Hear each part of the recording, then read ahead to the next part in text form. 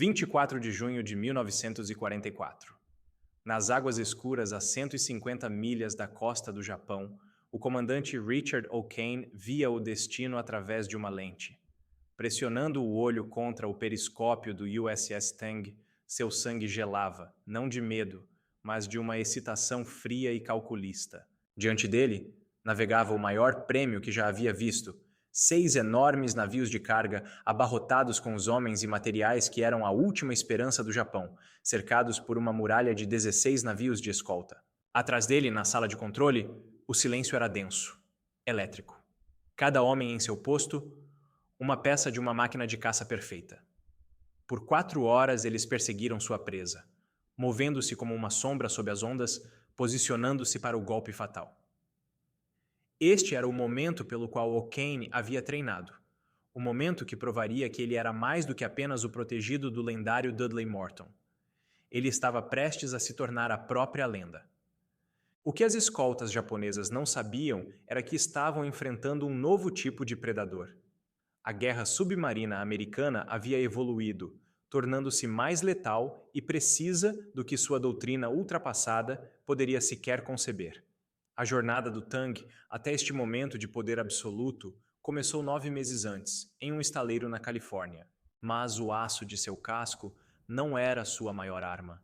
Seu verdadeiro poder residia na correção de uma falha catastrófica, um segredo vergonhoso que, por anos, transformou os torpedos americanos em metal inútil e seus submarinistas em mártires. Para entender como eles chegaram aqui, precisamos voltar ao início, tá? A história do USS Tang não começou no mar, mas no fogo e no aço do estaleiro naval de Mare Island, na Califórnia. Em 15 de janeiro de 1943, sua quilha foi batida, o primeiro passo na criação de uma arma que redefiniria a guerra submarina. Ele era um submarino da classe Balau, o auge da tecnologia da época, uma máquina de guerra projetada para um único propósito: caçar e destruir. Seu casco, forjado em aço de altíssima resistência, não era apenas forte, era uma apólice de seguro. Ele podia mergulhar a uma profundidade de 438 pés, um abismo onde as cargas de profundidade japonesas perdiam sua potência. Para sua tripulação, essa profundidade era mais do que um número. Era um santuário, um refúgio escuro e silencioso onde o inimigo não podia alcançá-los. Seu poder de fogo era imenso. 10 tubos de torpedo, 6 apontados para a frente, para o ataque, e 4 na popa, transformando cada fuga em uma potencial emboscada. Com uma autonomia de 75 dias, o Tang podia desaparecer no vasto Pacífico, patrulhar as rotas marítimas vitais do Japão por semanas e retornar a Pearl Harbor sem reabastecer. Mas uma arma, por mais perfeita que seja, precisa de uma mente para guiá-la, de uma vontade de ferro para empunhá-la. Essa mente pertencia ao comandante Richard O'Kane. Aos 32 anos, ele já era um veterano, tendo aprendido seu ofício no convés de um dos submarinos mais famosos do Pacífico, o USS Wahoo, sob o comando do audacioso e lendário Dudley "Mush" Morton. Morton era um guerreiro nato, um homem de pura agressão que atacava comboios com uma coragem que beirava a imprudência. O'Kane absorveu essa ousadia, mas a filtrou através de sua própria mente analítica. Onde Morton via um alvo, O'Kane via um problema de geometria, uma equação de velocidade, ângulo e tempo a ser resolvida com precisão mortal. Em outubro de 1943, a tragédia atingiu. Poucos dias antes de O'Kane assumir o comando do Tang, o USS Wahoo foi afundado no Estreito de La Perouse, levando Morton e toda a sua tripulação com ele. A perda de seu mentor foi um golpe devastador, mas que forjou a determinação de O'Kane em aço. Ele levaria a filosofia agressiva de Morton adiante, mas com uma diferença crucial. Ele não deixaria nada ao acaso. O'Kane tinha o submarino perfeito, uma tripulação treinada até a exaustão e uma estratégia que combinava a fúria de seu mentor com a frieza de um matemático. Todas as peças estavam no lugar para uma campanha de destruição sem precedentes. Mas havia um problema, um defeito fundamental, um segredo guardado a 7 chaves pela burocracia naval. Pois o Tang, como todos os submarinos americanos antes dele, carregava uma falha secreta e mortal em sua arma principal, que transformava ataques perfeitos em fracassos inexplicáveis e caçadores em presas. Por quase 2 anos, a Força de Submarinos Americana operou sob o fantasma de uma falha monumental. A arma em que confiavam suas vidas, o torpedo Mark 14, era uma promessa quebrada, um pesadelo de engenharia que se manifestava de 3 maneiras distintas e catastróficas. Primeiro, havia o problema da profundidade. O mecanismo que deveria guiar o torpedo era terrivelmente impreciso, fazendo-o correr 10 pés mais fundo do que o programado. Imagine a cena. Um comandante arrisca tudo, manobrando seu submarino para o tiro perfeito. Ele dispara. A tripulação prende a respiração, contando os segundos. E então, nada. O silêncio. Através do periscópio, eles assistem, impotentes, enquanto o navio inimigo continua seu curso, intocado, enquanto o torpedo passa inofensivamente por baixo de seu casco. Era a anatomia do fracasso, repetida inúmeras vezes. Se por um milagre a profundidade estivesse correta, eles enfrentavam o segundo defeito, o detonador de contato. Em vez da explosão devastadora que deveria ocorrer, o impacto resultava em um baque surdo. O torpedo, uma arma de 3.000 libras, se tornava um caro ariete de metal que simplesmente amassava o aço inimigo antes de afundar. Inútil. E, por fim, havia o detonador de influência magnética, uma peça de tecnologia supostamente avançada que deveria explodir sob o navio, quebrando sua espinha dorsal. Na prática, era tão instável que frequentemente detonava antes de chegar ao alvo, revelando a posição do submarino e transformando o caçador em caça. Durante meses, os comandantes enviavam relatórios frustrados, detalhando os fracassos. E a resposta do Bureau of Ordnance, o departamento responsável, era sempre a mesma: negação. Com uma arrogância cega, eles insistiam que suas armas eram perfeitas, culpando as tripulações por má pontaria ou táticas inadequadas. Foi uma batalha travada não contra o inimigo, mas contra a própria burocracia. Foi preciso a intervenção do almirante Charles Lockwood, comandante de submarinos do Pacífico, para quebrar essa parede de negação. Cansado de perder homens e navios por causa de equipamentos defeituosos, ele ordenou uma série de testes irrefutáveis que finalmente expuseram a verdade. Qual você acha que foi a maior falha? A tecnológica ou a burocrática? Deixe sua opinião nos comentários. E se você sente que histórias de coragem como essa precisam ser contadas, junte-se à nossa tripulação. Apenas os escolhidos clicarão no botão vermelho para se inscrever. No final de 1943, os defeitos foram corrigidos. Pela primeira vez na guerra, os submarinistas americanos tinham uma arma em que podiam confiar. E o USS Tang, recém-comissionado, estava prestes a zarpar de Pearl Harbor. A combinação de um comandante genial, uma máquina de guerra de ponta e, finalmente, armas confiáveis estava prestes a ser testada em combate real. O resultado seria devastador. O batismo de fogo do Tang veio em 17 de fevereiro de 1944. Nas águas das Ilhas Carolinas, ele encontrou seu primeiro alvo, um comboio de 2 cargueiros, protegido por 5 ágeis navios de escolta.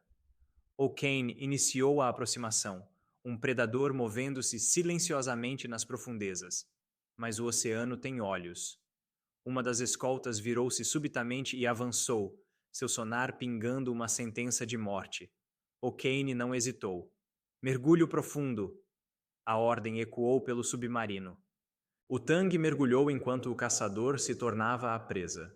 Momentos depois, o mundo se transformou em um inferno de som e pressão. 5 cargas de profundidade explodiram, cada detonação um soco de martelo contra o casco. As luzes piscaram, o metal gemeu sob a força esmagadora, mas a engenharia da classe Balao resistiu. O santuário de aço de O'Kane não se rompeu. Quando a escolta, acreditando ter eliminado a ameaça, se afastou, o Tang subiu lentamente. A vingança seria imediata. De volta à profundidade de periscópio, O'Kane alinhou o alvo. Disparar 4. Os torpedos deixaram os tubos com um silvo suave. A espera foi curta. 3 colunas de água e destroços irromperam do cargueiro Gyotenmaru. O navio, atingido em cheio, afundou em questão de minutos. 5 dias depois, na cobertura da noite, o Tang repetiu a dose, enviando o Fukuyama Maru e o Yamashimo Maru para o fundo do oceano. Ao final de sua primeira patrulha, ele havia disparado todos os seus 24 torpedos. 16 atingiram seus alvos. A mensagem era clara: um novo e implacável caçador estava no Pacífico. O que transforma um grupo de homens em um instrumento de guerra tão letal? É apenas a tecnologia superior? Ou é a confiança inabalável em um líder que permanece calmo sob o fogo inimigo? A segunda patrulha do Tang, no entanto, mudaria completamente o roteiro. Em vez de caçar navios, sua missão era salvar vidas. Ele foi designado para Lifeguard Duty, perto do atol de Truk, uma das bases navais mais fortificadas do Japão. Enquanto os aviões americanos atacavam a base, o Tang patrulhava as águas perigosas abaixo, esperando para resgatar pilotos abatidos. Era uma missão de alto risco. Emergir em território inimigo era um convite à destruição. Mas por 3 dias, foi exatamente o que O'Kane fez. Ele arriscou seu submarino e sua tripulação repetidamente, manobrando perto de recifes e sob o olhar atento do inimigo para tirar homens da água. Ao todo, eles resgataram 22 aviadores, um recorde que rendeu à tripulação uma citação presidencial de unidade. O'Kane havia provado ser mestre tanto na arte da destruição quanto no ato de coragem. Isso nos leva a uma questão fundamental. A verdadeira medida de um guerreiro é encontrada nos inimigos que ele destrói ou nas vidas que ele salva. Com 2 patrulhas de sucesso, uma como caçador e outra como salvador, O'Kane havia se tornado uma lenda em ascensão.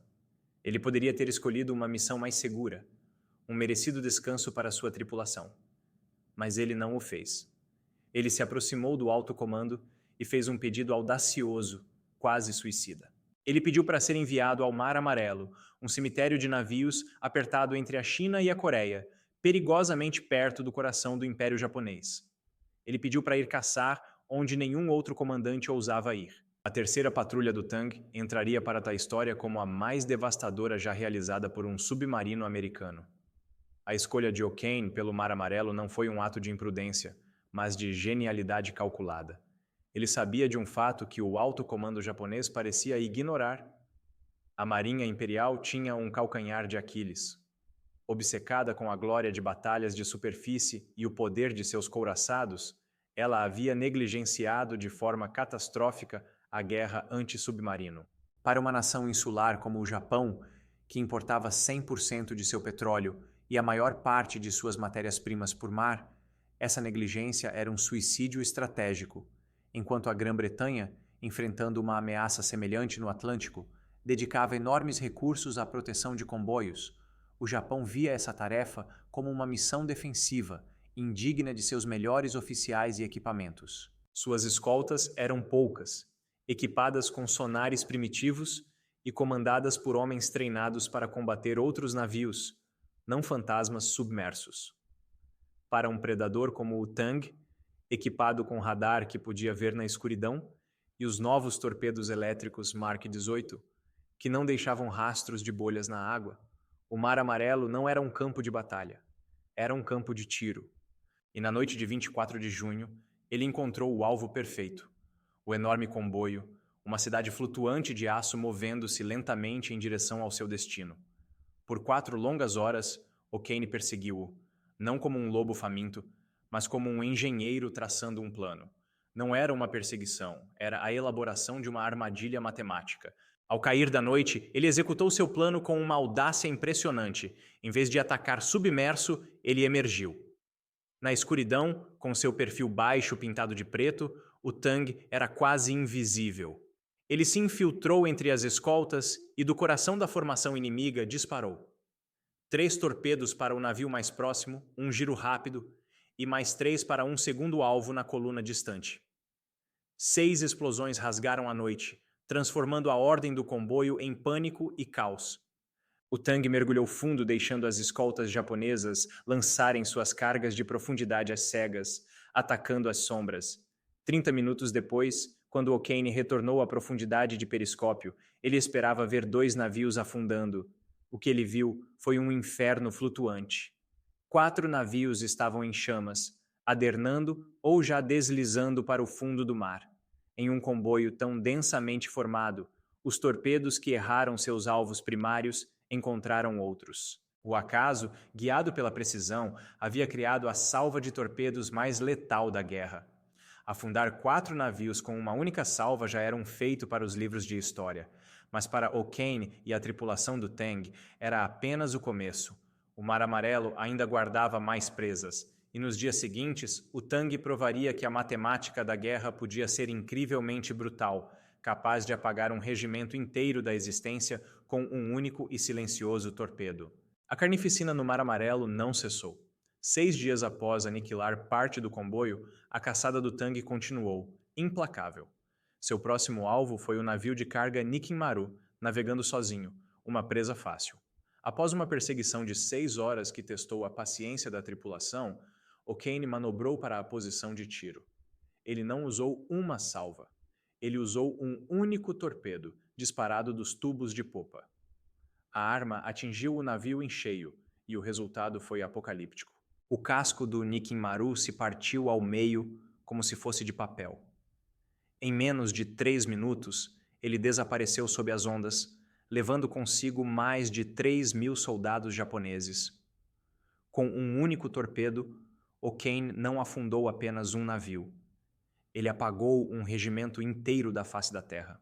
A fúria continuou. No dia seguinte, o cargueiro Taiun Maru foi para o fundo. Logo depois, o petroleiro Takatori Maru foi localizado. Após outra longa perseguição, 2 torpedos o atingiram, e seu combustível de aviação explodiu em uma pira funerária tão intensa que a bola de fogo foi visível a 20 milhas de distância, um farol da destruição do Tang. Para celebrar o Dia da Independência dos Estados Unidos, em 4 de julho, O'Kane realizou um dos ataques mais audaciosos da guerra, perseguindo o cargueiro Askazan Maru em águas costeiras tão rasas que a tripulação ouviu o som assustador do casco do submarino raspando no leito do mar. Mesmo assim, os torpedos encontraram seu alvo. Ao retornar a Pearl Harbor, o placar da terceira patrulha era irreal: 10 navios afundados. Um recorde absoluto que ecoou por toda a frota do Pacífico. Mas a lenda do Tang não foi forjada em águas seguras. Para sua 4ª patrulha, O'Kane levou sua tripulação para o quintal do imperador, a costa de Honshu, perigosamente perto de Tóquio. Lá, ele provou sua flexibilidade tática, usando o canhão de convés para destroçar embarcações de patrulha menores, varrendo o mar de qualquer ameaça. Ao final de setembro de 1944, não havia mais debate. O USS Tang era o submarino mais bem-sucedido da frota, e Richard O'Kane era o maior comandante de submarinos da América. Eles eram os melhores. Haviam conquistado o direito a uma missão mais calma, a um retorno triunfal. Mas a sanidade não forja lendas, e a complacência não vence guerras. Com um recorde inigualável, O'Kane se apresentou ao comando e pediu pela missão mais perigosa do mapa, o Estreito de Formosa. Um corredor da morte, infestado de minas, patrulhado incessantemente por navios e aviões. Foi-lhe oferecida a segurança de caçar em um Wolfpack, um grupo de submarinos operando juntos. Ele recusou. O Tang iria sozinho. O Estreito de Formosa era conhecido como um cemitério de navios, um corredor estreito e mortal, onde a marinha japonesa concentrava suas defesas. Ir para lá sozinho era um ato de desafio supremo. Para o USS Tang, era apenas mais um dia de trabalho. A 5ª patrulha começou como as outras, com uma eficiência aterrorizante. Na noite de 23 de outubro, o radar detectou um grande comboio. O'Kane não hesitou. Ele executou sua obra-prima, o ataque noturno na superfície. Como um fantasma, o Tang deslizou para o meio da formação inimiga. E então, ele se tornou o maestro do caos. Torpedos foram disparados em todas as direções, cada um encontrando um alvo na confusão. O'Kane orquestrou um balé de destruição, com navios em chamas iluminando a cena, escoltas disparando às cegas e navios japoneses colidindo uns com os outros em pânico. O Tang, operava com a precisão de um cirurgião no meio de um motim. Na noite seguinte, a história se repetiu. Outro comboio, a mesma carnificina. Eram 2:30 da manhã de 25 de outubro. O ar dentro do submarino estava pesado com o cheiro de suor, ozônio e vitória. A tripulação, operando no limite da exaustão humana, estava eufórica. 23 torpedos haviam sido disparados. 13 navios inimigos foram enviados para o fundo do mar, um recorde que parecia pertencer mais à ficção do que à realidade. Eles estavam no topo do mundo. Restava uma arma, um torpedo. A chance de colocar um ponto final na patrulha mais bem-sucedida da história da guerra submarina. O'Kane identificou seu último alvo, um navio de carga danificado, tentando mancar para longe da destruição. Ele alinhou o tangue para o tiro final. A ordem foi dada, calma e precisa. O 24º torpedo deixou o tubo, mas ele não correu reto. Ele não correu silencioso. Ele saltou da água em um jato de espuma branca, como uma criatura marinha enfurecida. E então, o impensável aconteceu. Ele começou a fazer uma curva lenta e sinistra para a esquerda. A arma havia se voltado contra seu mestre. No convés, a tripulação assistiu horrorizada enquanto o torpedo desenhava um arco traiçoeiro na água escura, voltando para casa. "Velocidade de emergência!" gritou O'Kane. Por 20 segundos, o submarino mais letal do Pacífico travou uma corrida desesperada contra sua própria munição. 20 segundos para escapar do destino. Não foi o suficiente. O torpedo atingiu a popa do tangue, a poucos metros de onde havia sido lançado. No auge de seu triunfo, o caçador mais letal do Pacífico foi abatido por sua própria presa. A 180 pés de profundidade, na escuridão pressurizada, os sobreviventes estavam presos em um caixão de aço. Sua guerra contra o Japão havia terminado. Uma nova guerra contra o próprio oceano estava prestes a começar. A explosão foi instantânea e absoluta.